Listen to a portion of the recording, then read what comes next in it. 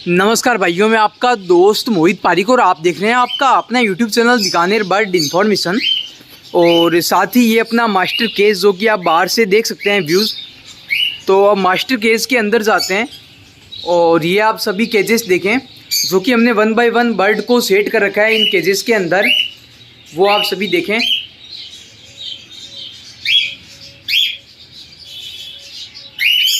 तो दोस्तों आज हम बात करेंगे कि जिस 2 पेयर बजीज पैरेट को हमने अलग किया था सेपरेट ब्रीडिंग के लिए, और मैंने आपको कहा था कि स्टेप बाय स्टेप आप सभी भाइयों को बताएंगे कि ये कैसी ब्रीडिंग करते हैं, इनको कब मटकियां देते हैं और कब बजीज पैरेट को किस तरीके से तैयार किया जाता है ब्रीडिंग के लिए।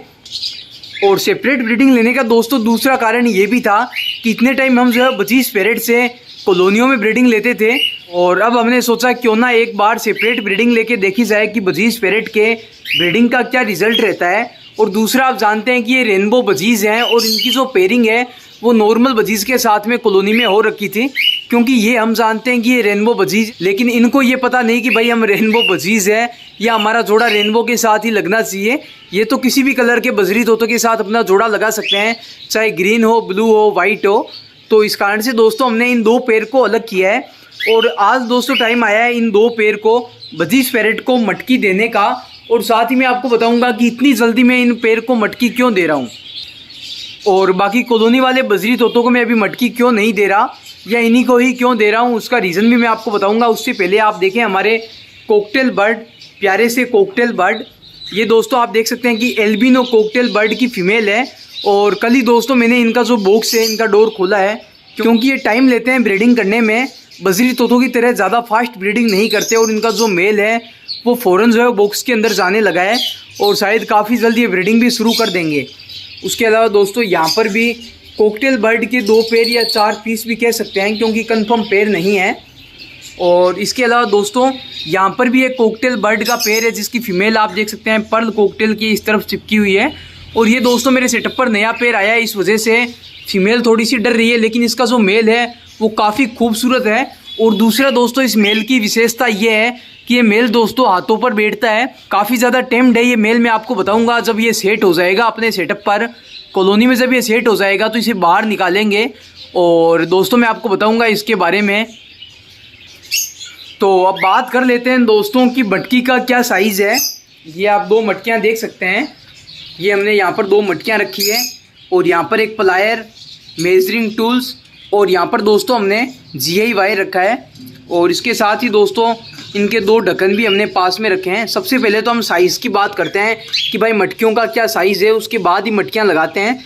वैसे मैंने आपको काफ़ी बार साइज़ बताया, लेकिन आज फिर से मैं आप सभी भाइयों को साइज़ बता देता हूँ, क्योंकि अब ये टाइम आ गया है थोड़े टाइम के बाद बर्ड को मटकियाँ देने का। तो कोई भी भाई ऐसा ना करें कि ज़्यादा बड़े साइज़ की मटकी लगा रहे हैं या ज़्यादा छोटे साइज़ की लगा रहे हैं। ज़्यादा बड़ी मटकी होगी तो वो जगह ज़्यादा घेरेगी, और अगर ज़्यादा छोटे साइज़ की मटकी होगी तो दोस्तों बर्ड जो है बच्चों को बाहर फेंकेंगे, बच्चों के जो पैर हैं उनमें दोस्तों पोटी चिपकेगी, काफ़ी तरीके की प्रॉब्लम होती है। तो इन बातों का आप ख्याल ज़रूर रखें। दोस्तों मटकी की जो हाइट है वो है 5 इंची, 5 इंची मटकी की हाइट है। और जो सुराख का साइज़ है वो दोस्तों 2 इंची है। और अगर बात की जाए मटकी के गोलाई की तो ये भी दोस्तों हम देख लेते हैं।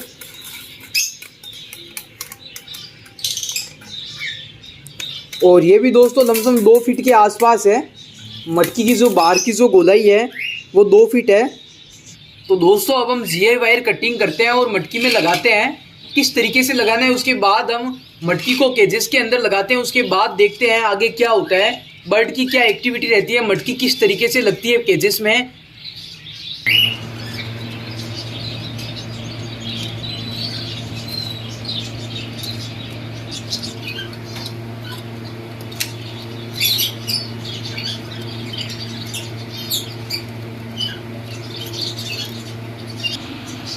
तो दोस्तों मटकियों पर GI वायर लगाने के बाद हम बात करते हैं कि मटकियों के अंदर हमने क्या डाला है।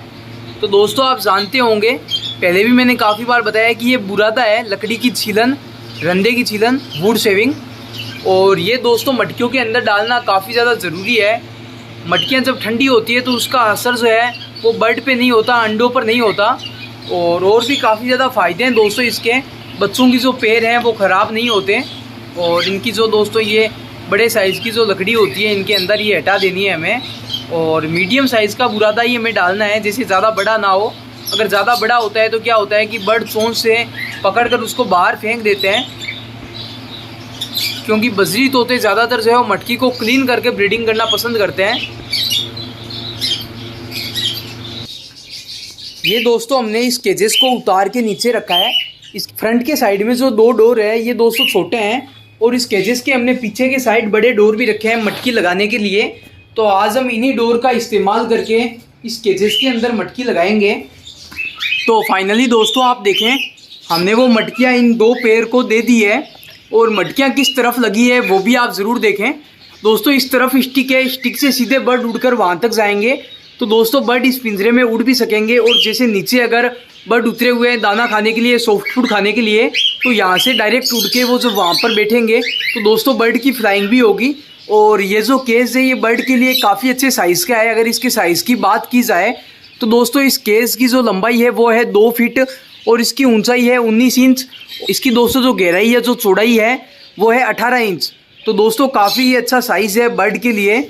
और यही साइज़ दोस्तों लव बर्ड का हमने एक बार बजीज पैरेट रखे हैं ये देखने के लिए। तो आप ये देखें दोस्तों कि वो फीमेल जो है वो आकर्षित हो रही है मटकी की तरफ जाने की कोशिश कर रही है।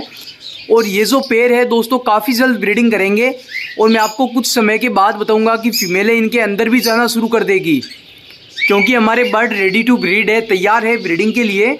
और ये दोस्तों मटकियाँ हमने इस वजह से पहले लगाई है कि ये जो जोड़े हैं ये थोड़ा सा टाइम लेंगे, क्योंकि ये नई जगह है इनके लिए और पहली बार ये सेपरेट ब्रीडिंग कर रहे हैं। तो इस वजह से दोस्तों हमने कुछ 10 दिन पहले इनको मटकियाँ दे दी है। और मटकी देने के बाद क्या होता है कि बर्ड ब्रीडिंग मूवमेंट करने लगते हैं, जैसे कि जो है वो मेल फीमेल दाना एक्सचेंज करने लगते हैं, या पास में बैठने लगते हैं। फीमेलें मटकी के अंदर जाने लगती है, मेल भी मटकी के अंदर जाने लगते हैं, इनकी मीटिंगें होने शुरू हो जाती है। तो दोस्तों बर्ड की ब्रीडिंग का यही प्रोसेस रहता है। और दोस्तों बर्ड लवर को ब्रीडिंग सीजन में ही बर्ड ज़्यादा खूबसूरत लगते हैं, क्योंकि इनकी जो एक्टिविटी होती है ब्रीडिंग की वो काफ़ी अच्छी लगती है, देखने में काफ़ी अच्छी लगती है।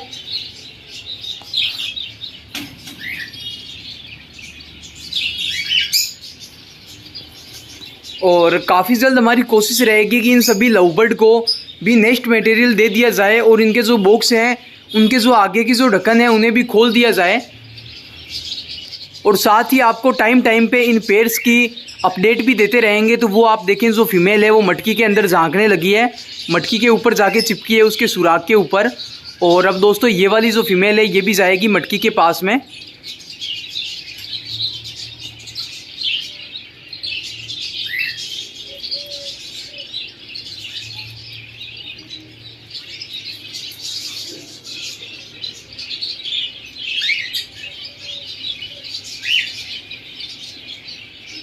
दोस्तों आप देखें कि ये फीमेल जो है अपनी चोंच से अंदर का जो कचरा है वो बाहर निकाल रही है।